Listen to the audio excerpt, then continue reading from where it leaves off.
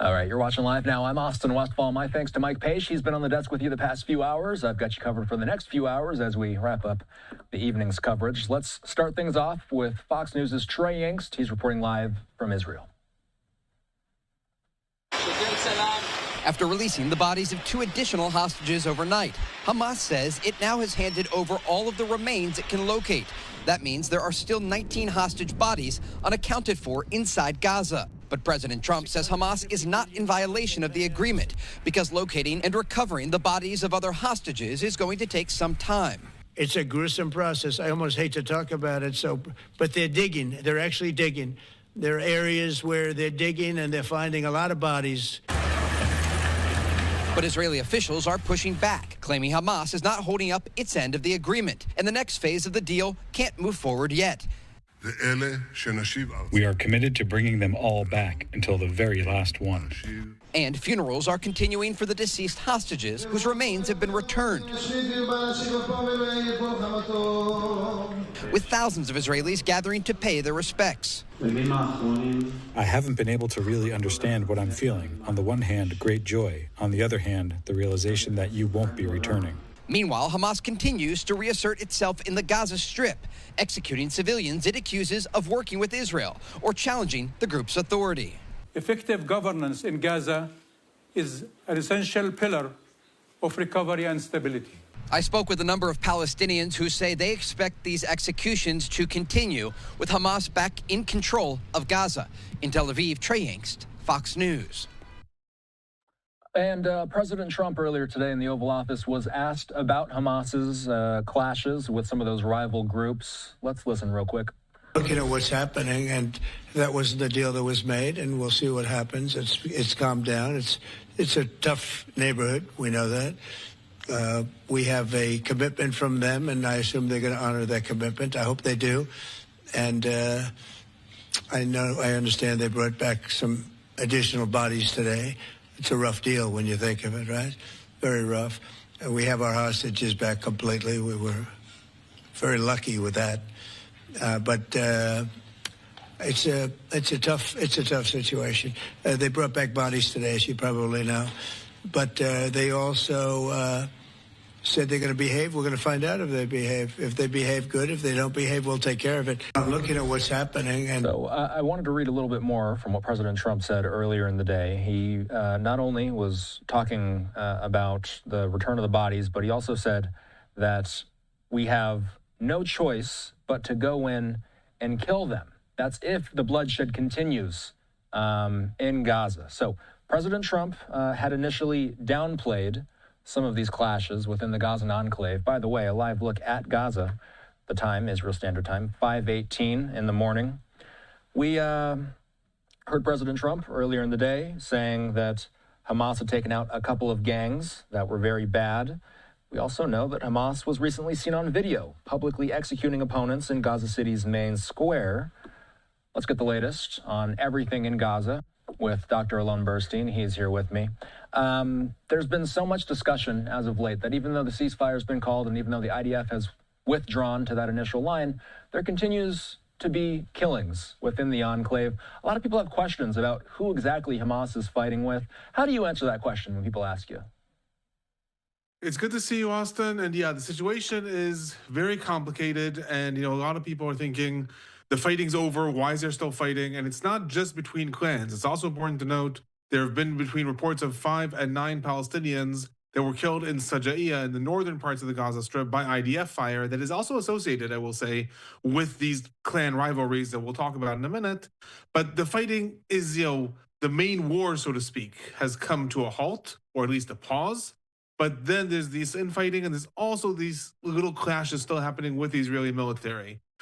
What these clans are is basically 2 different developments. One is an older development in the Gaza Strip. The Gaza Strip historically is like a lot of areas that were very impoverished and suffered a lot of wars. The Gaza Strip suffered a history of occupation, both by Egypt and by Israel.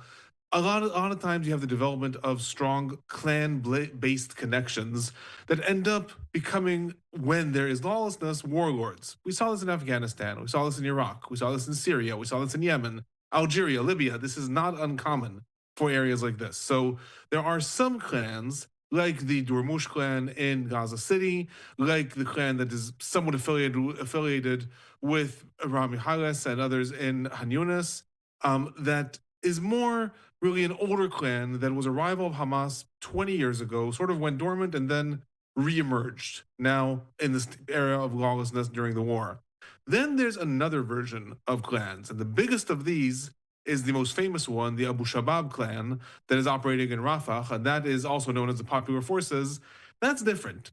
That is, Abu Shabab was, to be frank, a local criminal, a local thug, who, under the cover of the war in the last 2 years, and specifically the lawlessness in Rafah, because Hamas was kicked out of Rafah, Abu Shabab amassed around him a militia, and that militia ended up being affiliated with the Israeli military. Sometimes more explicitly, sometimes they actually cooperated with them, handed over Hamas operatives, received weaponry from them.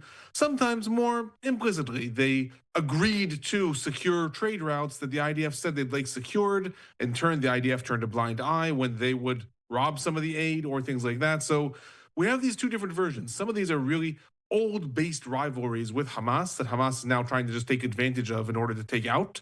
And some of these are actually new organizations that have started cooperating with the Israeli military that now Hamas is trying to both take revenge on, but also to ensure that they don't get too strong in the Gaza Strip. There's been accusations from the Hamas side that some of these groups are in some way working with Israel. Is there any merit to that? Absolutely, I will say. First of all, again, there are some groups that openly say that. The Yasser Abu Shabab group, the group that is operating in Rafah, which is, again, this area down here, that the Israeli military still entirely controls, and Hamas doesn't really have a presence there. He amassed a militia around him. Some reports said 300 members, some reports said 1,000 members. They openly cooperate with the Israeli military. They openly secure trade routes for the Israeli military. They also openly said that they were going to cooperate with the Palestinian Authority, and they said they even had public announcements that they were calling on Palestinians to volunteer to join their security establishment and receive 3,000 shekels a month, 5,000 shekels a month for officers. That's between $1,000 and $2,000 a month. That's a lot of money. That's clearly coming from Israel. That militia does not have that kind of money in the Gaza Strip. So some of these openly operating within Israel, with Israel. And very interesting, one of the things that we've seen also, and this relates back to what I said about the Israeli military carrying out airstrikes in Saja'iyah. Saja'iyah is in the northern parts of the Gaza Strip over here. So the Israeli military is controlling an area known as the Yellow Line, and really it controls this area. Everything from here to Israel is controlled by the Israeli military. And there were some reports of Palestinians that had approached the Yellow Line and then were taken out by the Israeli military. And 2 days later, it was reported that the reason the Israeli military attacked them was not because they were posing a threat to the Israeli soldiers. It was because they were posing a threat to a Palestinian militia that the Israeli military is allowing to stay in that area that is under still the Israeli military's control. Israel has an interest in developing these militias. So a more cynical approach would be that the interest is to cause an uproar of almost civil war within the Gaza Strip against Hamas. A less cynical approach would be as some sort of vision for a day after plan to say there needs to be a rival force in the Gaza Strip that is not made up of Hamas. One thing I have to say, and this is just one of the issues, because this is a repeated thing that militaries do. The United States did this in Afghanistan. Different countries did this in Syria. Different countries did this in Libya. There's this assumption that if you just arm these militias and pay them off, they will be on your side. Generally, historically, that is not proven to be accurate. But more than that, within the Gaza Strip, yesterday, there was a report that you cannot get a more damning report than this, that Hamas has taken over 45 pickup trucks and big larger trucks that the Israeli military had given to these militias. Within those trucks, according to the report, money, hundreds of guns, ammunition, and also heavy weaponry.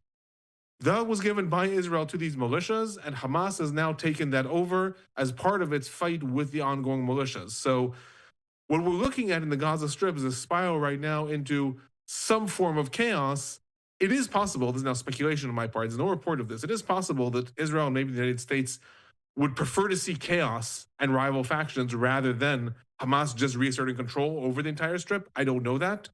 But what we do know is with those militias, some of them being protected by the Israeli military, and Hamas, meanwhile, regaining its strength and regaining its weaponry, we're heading towards this internal clashes. This is what President Trump said on social media earlier today. If Hamas continues to kill people in Gaza, which was not the deal, we will have no choice but to go in and kill them. Thank you for your attention to this matter, he says. We don't have any specifics here. At first, people were wondering if Trump was talking about the U.S. going in and killing, because he says we in this statement here, but then he further clarified. He said that no, there's forces that are much, much closer to Gaza that would carry this type of stuff out. What does this kind of rhetoric mean for the ceasefire? So when he says there's forces that are closer to Gaza, I mean, he very clearly is meaning the Israeli military. And, Trump has used this rhetoric also with regards to the hostages. In that clip that you played before, he said, we got our hostages back. There were no more living hostages with U.S. citizenship. They were all Israeli hostages.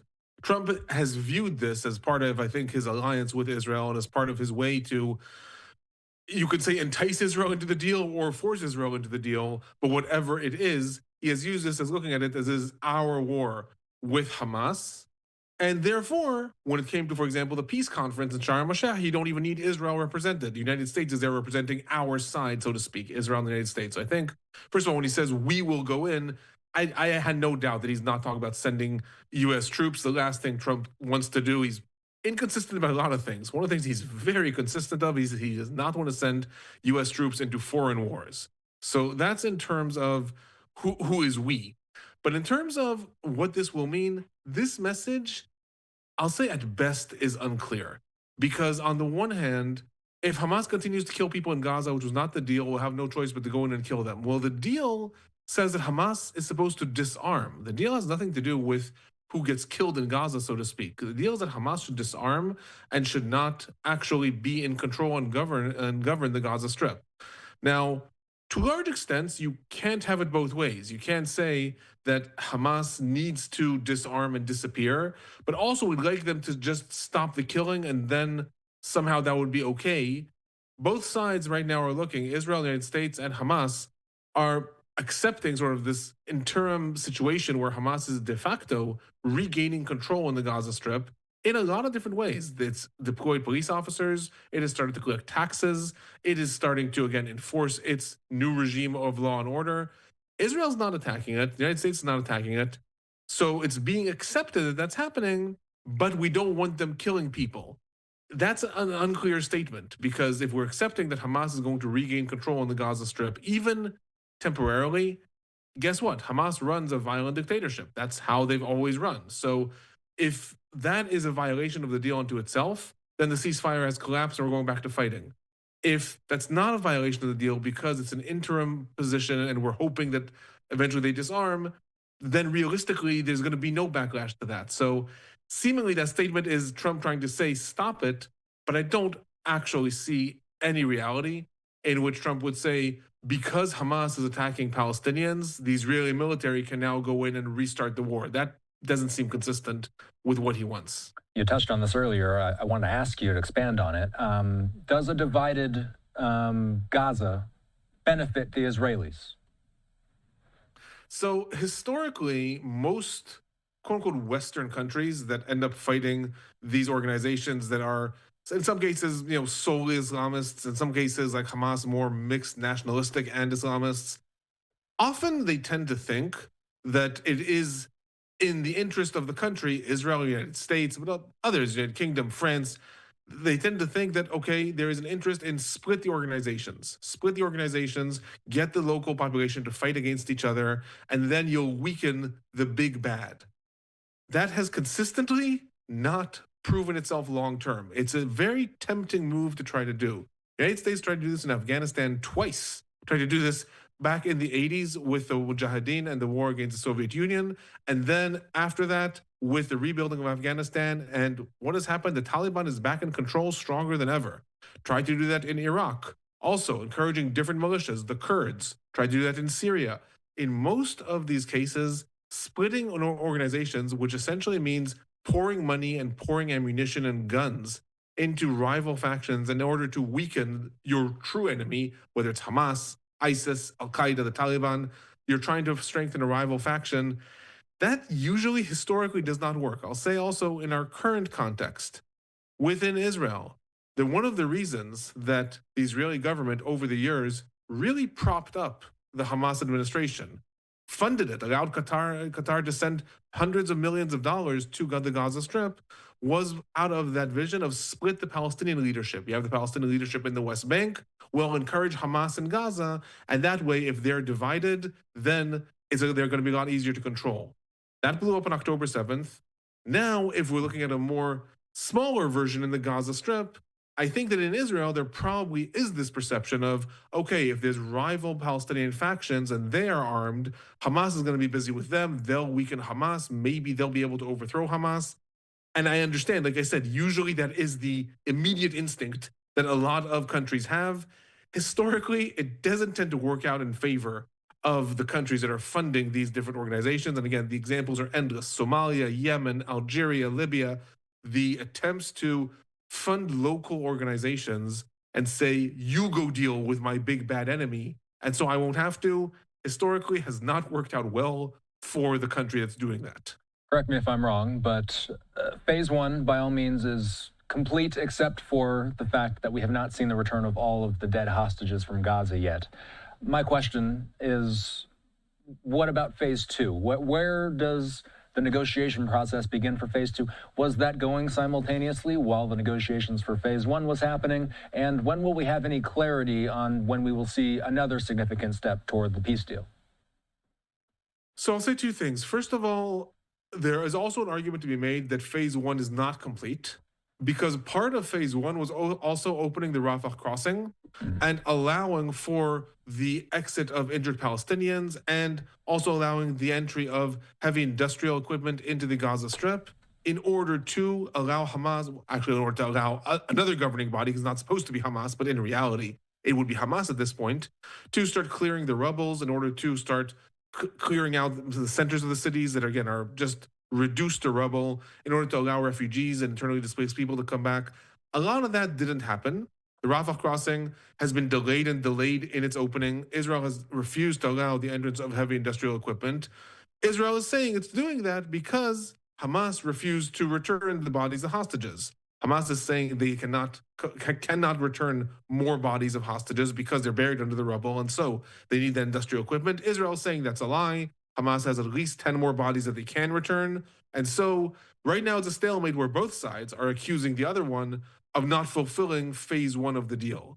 That said, as you pointed out, even if phase one of the deal, when we're seeing pictures now of what I'm talking about, the decimation in the Gaza Strip, even if phase one was entirely complete, one of the challenges within Trump's 20-point plan, and I kept on saying whenever I was asked about it, that it should be looked at more as a vision rather than a plan. And it's a vision that does look at what will be the future of the Gaza Strip, future governance, how will the sides come together, what will be de-radicalization mechanisms, but it does not actually have a concrete plan of how this is implemented on the ground. That's why they needed to negotiate phase one. Again, Trump's 20-point plan said that all the hostages will come back, Palestinian prisoners will be released, Rafah crossing will open, and we can move on. That needed to be negotiated. Who are the Palestinian prisoners? What is the timetable? How much aid comes in? All needed to be negotiated, and that's what they signed last week. Now, phase two, which is supposed to talk about an international transition force, some sort of international military will be made up of armies of different Arab and Muslim countries that will take control of areas in the Gaza Strip that the Israeli military will withdraw from after they are terror-free, and you and I talked about what does that mean, and then there will be a transition of power under the Board of Peace that is chaired by Trump and Tony Blair. All of that needs to be worked out. And those negotiations, the United States has said that they've started. Egypt said they've started. There's been one report that Egypt and Qatar submitted to Israel a list of 15 Palestinians who might be the future governance of Gaza. No reports if Israel accepted that or not. But that's all that's been discussed. So there's a lot that will still need to be worked out, even if phase one was entirely complete. And one of the glaring issues in Trump's 20-point plan, and like I said, as a vision, as a framework, it certainly has potential. But one of the glaring issues, and some might say that this is done on purpose and maybe is a favorable thing, Possibly, but I also say it brings its own set of challenges. There's no time frame. There is no time frame as to, okay, so when does the Israeli military continue its withdrawal? It says that the Israeli military will continue its withdrawal to the next line. When? That's to be negotiated. This international stabilization force is going to come in. Who gets to decide who's part of that? Can Israel veto that, or can anyone from Saudi Arabia to Iran to Pakistan to whoever decide that they're sending soldiers to Gaza? Who gets to decide that? At what point, you asked me once, one of the glaring things, at what point is an area considered terror-free? That the Israeli military will withdraw? And who decides that? Is it when Hamas says, I'm done with this territory, or Israel? All that needs to be negotiated. Those negotiations haven't started. So what's happening with phase 2? Theoretically, it's supposed to start after the completion of phase 1. Maybe phase 1 is going to be complete with the return of a few more bodies of hostages, maybe not. But what's for sure is that phase 2 is not ready to be implemented yet. And that's one of the glaring questions. So what happens meanwhile? Because what we're seeing on the ground, Hamas is not waiting. Hamas is rebuilding its force. It's taking out its rivals. It's rearming itself. They're not waiting. So can this negotiation now take a month, 6 months? Will it be done within a week? Honestly, at this point, one of the interesting developments in this war, it's entirely up to the whims of what Trump says. If he says tomorrow, I'm giving a deadline and this has to be done within a week, the sides will sit down. If he says, okay, they're still developing this and this is going to take time, it'll take a month, it'll take 2 months. Right now, everything in the war, there's this sort of like weird stalemate and almost fearful hush in the Gaza Strip. But I've spoken to people and analysts on both sides are all saying we're pretty much waiting for what Trump says, and that's why everyone's also trying to analyze those different messages that he puts out. Before we go, one of the most common questions that I continue to get is more aid getting into the enclave? Has there been a significant influx of food resources since the deal was struck? Yes. Since the deal was struck, from day one that the hostages were released, there's been an entrance of upwards of 600 aid trucks coming into the Gaza Strip each day. That is the same level of aid that was coming at the beginning of 2025 during that 6-week truce that was agreed upon then. It's not enough to actually satisfy all the needs of 2 million people in Gaza, but it's certainly a vast increase from what we were looking at before, which was several dozen aid trucks coming in per day. One of the big questions, though, is how is that aid being distributed? Because one of the things that Hamas insisted on consistently in all the negotiations is that the aid be distributed through the United Nations mechanisms that Israel historically has accused UNRWA and others of cooperating with Hamas and allowing them to take over the aid, to take taxes on the aid. And that is something that was a little bit surprising. In Trump's 20-point plan, it says explicitly that the aid will be distributed solely through the United Nations and its different agencies. So that's what's happening on the ground. The aid is coming into the Gaza Strip. It's being distributed by the United Nations. We are seeing prices coming down in markets. We are seeing less and less reports of hunger conditions in the Gaza Strip.